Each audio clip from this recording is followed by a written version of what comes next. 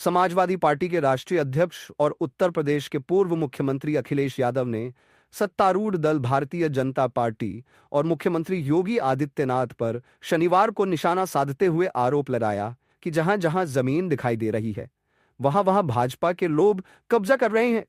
अखिलेश यादव ने यहां सपा मुख्यालय में प्रेस वार्ता में गोरखपुर में बन रहे विरासत गलियारा के लिए व्यापारियों और नागरिकों की जमीन अधिग्रहित किए जाने का मामला उठाते हुए शासन प्रशासन के साथ ही भाजपा पर गंभीर आरोप लगाए। उन्होंने भाजपा कार्यकर्ताओं पर 25 जून को विधानसभा में नेता प्रतिपक्ष माता प्रसाद पांडेय और विधान परिषद में नेता प्रतिपक्ष लाल बिहारी यादव के नेतृत्व में गोरखपुर गए 4 सदस्यीय प्रतिनिधिमंडल का पुलिस की मौजूदगी में बुलडोजर लेकर रास्ता रोकने, दुर्व्यवहार करने, वाहनों पर अंडे और पत्थर फेंकने तथा काला झंडा दिखाने का आरोप लगाया। उन्होंने दावा किया कि इनका जो फर्जी विरासत गलियारा बन रहा है सपा सरकार बनने पर विकास का गलियारा बनाएगी। सपा प्रमुख ने गोरखपुर में विरासत गलियारा के वास्ते मुआवजा सहमति के स्थान पर बाजार भाव से देने की मांग करते हुए दावा किया कि सरकार शासन प्रशासन का दबाव बनाकर पुलिस को आगे करके व्यापारियों और वहां के निवासियों से जबरदस्ती सहमति पत्र पर हस्ताक्षर करवा रही है ताकि उन्हें मुआवजा ज्यादा न देना पड़े। बुलडोजर को अन्याय का प्रतीक बताते हुए यादव ने अपने कार्यकर्ताओं को बधाई दी और आह्वान किया कि वे न बुलडोजर से डरें, न अंडों से और न ही काले झंडों से। उन्होंने विधानमंडल के दोनों सदनों के नेता प्रतिपक्ष को गोरखपुर में व्यापारियों की आवाज बनने के लिए बधाई देते हुए कहा, हम उनसे कहेंगे कि वे वहां गोरखपुर के जिलाधिकारी और पुलिस अधीक्षक के खिलाफ लिखकर कार्रवाई की मांग करें। पूर्व मुख्यमंत्री ने कहा कि उनके खिलाफ अगर आज कार्रवाई नहीं होती है तो जब जनता समाजवादियों को मौका देगी तो फिर उनके खिलाफ कार्रवाई होगी। यादव ने यह भी कहा कि व्यापारी भी अगर हिम्मत जुटाएं और यह लिख कर दें कि उन पर सहमति के लिए दबाव बनाया जा रहा है तो समय आने पर ऐसे अधिकारियों के खिलाफ कार्रवाई की जाएगी। सपा प्रमुख ने मुख्यमंत्री की ओर संकेत करते हुए कहा, सोचिए वह कब विरासत गलियारा बना रहे हैं जब उनके पास आखिरी बजट बचा है। उन्होंने कहा कि अगर उन्हें गोरखपुर के लिए कुछ काम करना था तो उन्हें सबसे पहले अपनी पहली घोषणा याद रखनी चाहिए। सपा प्रमुख ने योगी आदित्यनाथ के सिलसिले में कहा, उन्होंने गोरखपुर के लिए सबसे पहले घोषणा झांसी में जाकर की थी और कहा था कि झांसी के साथ साथ गोरखपुर में मेट्रो बनाएंगे। दिल्ली सरकार के 11 साल और यहां के 9 साल पूरे होने जा रहे हैं, लेकिन न झांसी में मेट्रो बनी और न गोरखपुर में मेट्रो बनी। उन्होंने तंज कसा, गोरखपुर के लोग जानते होंगे कि वहां पर गोरख धंधा चल रहा है। अगर गोरखपुर वालों ने अपना मुंह खोलकर यहां के राज खोल दिए तो वहां विरासत गलियारा की जगह हिरासत गलियारा बनवाना पड़ेगा। यादव ने चंदौली में बंदरगाह के नाम पर जमीन अधिग्रहण का भी मामला उठाते हुए सरकार पर गंभीर आरोप लगाए। उन्होंने दावा किया कि कॉरिडोर के नाम पर बहुत बड़ा भाजपाई लूट तंत्र सक्रिय है जो तरह तरह के बहाने करके आसपास के लोगों की जमीन औने पौने दाम में ले लेता है और बाद में ऊंचे दाम पर बेच देता है।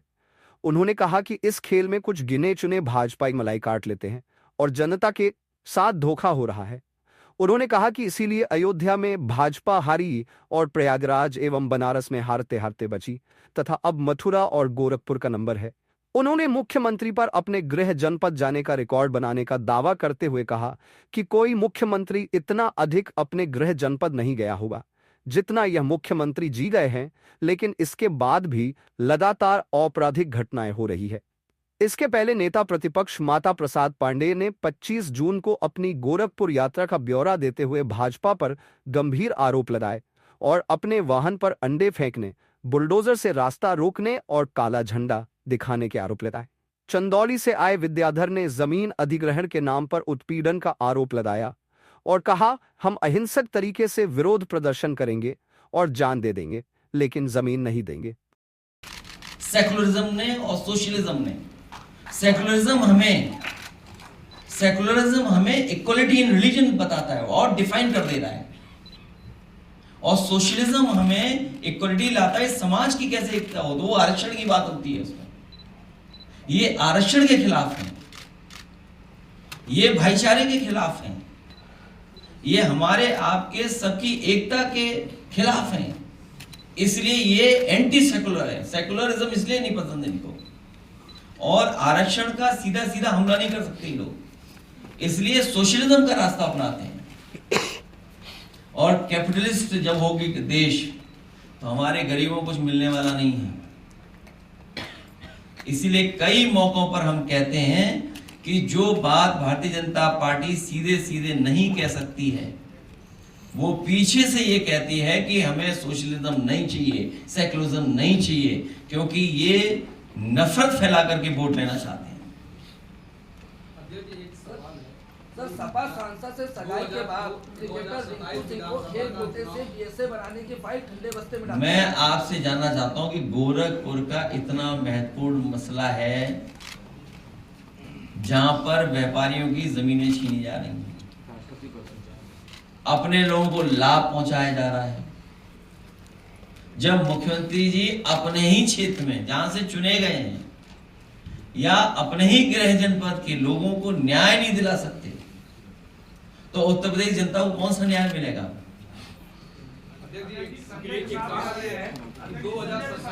गोरखपुर में 70 गली में खेल खेला जा रहा है सर, आप 70 महीने में नाम जाकर कार्रवाई करेंगे? गोरखपुर के 70 गली में खेल खेला जा रहा है, आप 70 महीने के बाद उनका नाम उजागर करते क्या कार्रवाई करेंगे? बताइए। आप जानते हो क्या होगा सरकार में? मैंने कहा ट्यूशन फ्री पढ़ा रहे हैं बीजेपी के लोग, हम लोग। अखिलेश जी, जगन्नाथ यात्रा में कल जिस तरीके से काफी ज्यादा मशक्कत करनी पड़ी, उसके बाद जब मुख्यमंत्री तक बात आती है तो उस पूरे मामले को आप कैसे देखते हैं अखिलेश जी?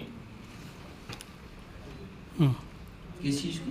जगन्नाथ यात्रा में जिस तरीके से कल किया गया हंगामा, वहां क्यों जा रहे हो? उन्नाव में देखो आप क्या हुआ।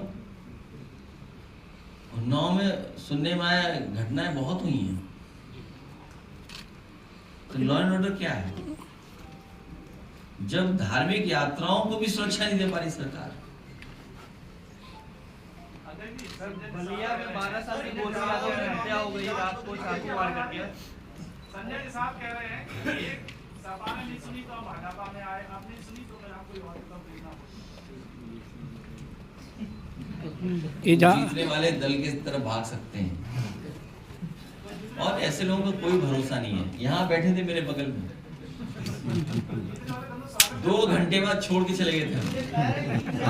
अखिलेश जी, 2018 में नोएडा के जिम ट्रेनर जितेंद्र यादव, उनके साथ जो घटना घटी उसके बाद से वहाँ के तत्कालीन केंद्रीय मंत्री थे महेश शर्मा, डॉक्टर महेश शर्मा, उन्होंने आश्वासन दिया था कि आपकी पत्नी को सरकारी नौकरी मिलेगी, मुआवजा मिलेगा, सब कुछ मिलेगा, आपका इलाज कराया जाएगा जब तक आप स्वस्थ नहीं हो जाते हैं। 8 साल के दिन हो गए, वो जो 400-500 किलो का वेट अपने पैर से उठाता था, आज वो एक गिलास पानी भी उठाने के लिए वो मजबूर है। उसके महीने का खर्चा 30 से 40 रुपये आता है, उसके बाद कुछ भी आमदनी का साधन नहीं है। पिताजी की तबीयत खराब रहती है, क्या कहेंगे? वो आदमी रोता है। सबसे पहला फेक इनकाउंटर था जो नोएडा में हुआ था, जिसकी कोशिश की गई थी, फेक इनकाउंटर। केवल मुआवजा नहीं और आश्वासन जो नहीं पूरा किया, उसके साथ साथ जिस पुलिस कर्मचारी ने, पुलिस अधिकारी ने वो किया था, उसके खिलाफ भी कोई कार्रवाई सरकार ने नहीं की। वाले मामले की भी जांच ट्रांसफर की गई। और कहाँ ट्रांसफर कर सकते हैं? मध्य प्रदेश थोड़ी चली जाएगी। इस रास्ता होगा। अगर ये बात गलत है तो भारतीय जनता पार्टी के लोग बताएं।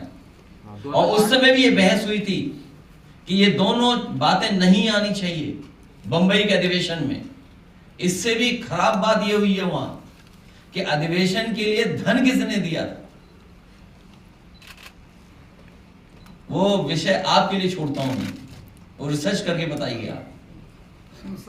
सर 2008 में छपा भी, पब्लिश भी हुआ था सर, वो पब्लिश भी हुआ था कि सोशलिस्ट और सेक्युलरिज्म दोनों का, उनका कोई येलो कलर की कॉपी थी उनकी खुद के संविधान वाली।